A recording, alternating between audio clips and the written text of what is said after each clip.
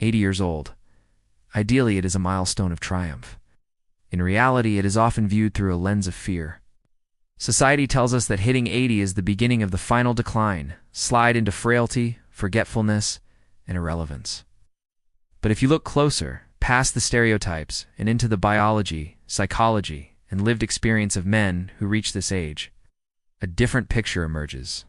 What actually happens to the male body and mind when it enters its 9th decade? It is not just a story of loss. It is a story of profound adaptation.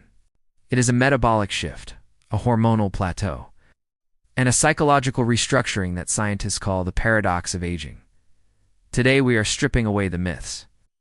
We are going to look at the hard science of the 80-year-old male. We will explore the truth about testosterone, the surprising reality of the happiness curve, the specific nutritional needs that change overnight, and the psychological battle between integrity and despair. 8. This is the comprehensive guide to the male body at 80. Let's start with the most visible change: the body. By the time a man reaches 80, he is fighting a biological, physiological process known as sarcopenia. From the age of 30, men lose about 3% to 5% of their muscle mass per decade. By 80, if a man has been sedentary, he may have lost up to 50% of his peak muscle mass. This isn't just about looking strong. Muscle is your metabolic engine. Less muscle means a slower metabolism and higher insulin resistance. However, here's the good news that rarely makes headlines. The muscle tissue that remains is still highly responsive. Studies show that men in their 80s who start resistance training can still build strength. You cannot turn the clock back to 20, but you can halt the slide. Then, there are the bones. Osteoporosis is often marketed as a woman's issue, but by age 80, men are rapidly catching up. The drop in testosterone, which we will discuss shortly, leads to a decrease in bone density. The risk of a hip fracture rises exponentially. This is why balance becomes the single most critical athletic skill an 80-year-old man can possess. And the engine room, the heart. By 80, the heart's natural pacemaker cells have decreased in number. The heart walls may thicken slightly, making the pump a little less efficient during high-intensity stress. But in a healthy 80-year-old, the resting heart function is remarkably capable. The danger zone isn't usually the heart muscle itself, it's the stiffness of the arteries. This is where diet shifts from fuel to medicine. The 80-year-old body becomes less efficient at absorbing protein. To maintain that muscle we talked about, an 80-year-old man actually needs more protein per meal than a 40-year-old man simply to absorb the same amount. Let's talk about the elephant in the room: testosterone. There is a misconception that men at 80 are running on empty. While it is true that testosterone declines about 1% a year after age 30, by 80, a healthy man still produces hormones. He is not devoid of drive. However, the ratio changes. The levels of free testosterone, the type your body can actually use, drop significantly because of a protein called SHBG, sex hormone binding globulin, which increases with age. This binds up the testosterone, making it unavailable. This manifests as lower energy, changes in sleep patterns, and yes, changes in libido. But libido at 80 doesn't disappear, it evolves, becomes less about urgency and more about intimacy. And we must address the prostate. By age 80, it is estimated that nearly 90% of men have some degree of benign prostatic hyperplasia BPH, an enlarged prostate. It's almost a statistical certainty. This leads to the nightly ritual that many men know too well: waking up multiple times to use the bathroom. This fragmentation of sleep is one of the biggest health hurdles at 80. Without deep, continuous sleep, the brain cannot clear out toxins effectively. Managing prostate health isn't just about comfort. It's about protecting your sleep, and by extension, your brain. If the body slows down, what happens to the command center? The fear of dementia casts a long shadow over the age of 80. And while the risk does increase, cognitive decline is not inevitable. Neuroscience distinguishes between two types of intelligence. Fluid intelligence, the ability to process new information quickly, does peak in our 20s and declines by 80. You might be slower to calculate a tip or learn a new software interface. But crystallized intelligence, the ability to use learned knowledge, vocabulary, and experience actually peaks late in life. This is the neurological basis of wisdom. The 80-year-old brain is better at pattern recognition. It has seen the cycles of history, relationships, and business before.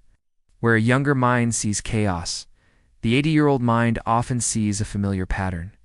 This is why in many cultures the elders were the judges and decision-makers. They aren't faster, they are deeper. Furthermore, the amygdala, the brain's fear center, becomes less reactive to negative stimuli in older men. This creates an emotional stability that younger men often lack. At 80, you are biologically wired to be less stressed by the small things.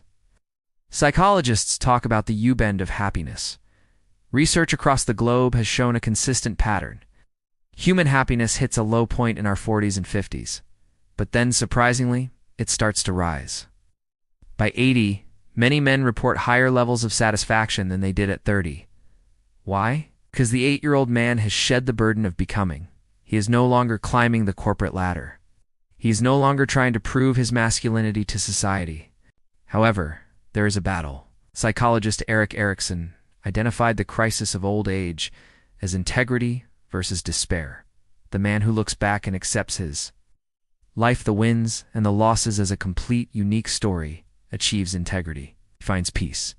The man who looks back with regret, wishing he had made different choices, falls into despair. The task of the 80-year-old is essentially a task of storytelling. How do you tell the story of your own life to yourself? At 80, the social circle inevitably changes.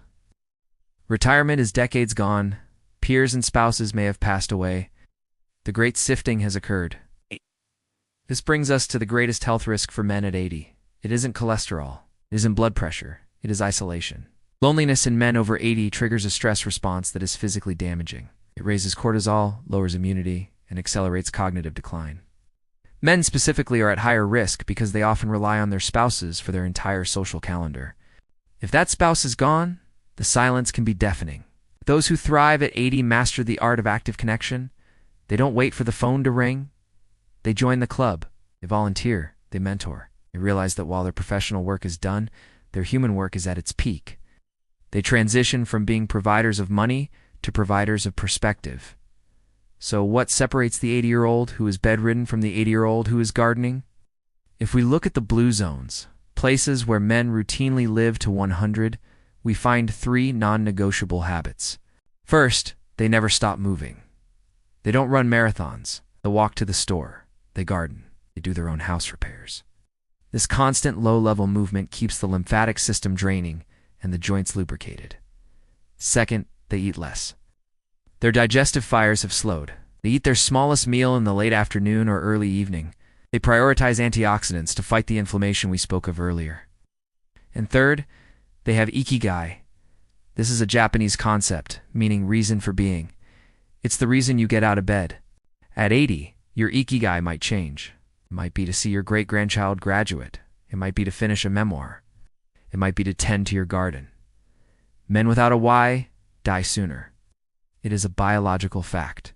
The brain needs a mission to justify the energy expenditure of staying alive. What really happens to men at 80? They enter a period of radical authenticity. Masks fall off. The need to impress vanishes. Yes, the body requires more maintenance. The joints may creak and the name of that actor might escape you for a moment. But in exchange, you are given a clarity that youth can never possess.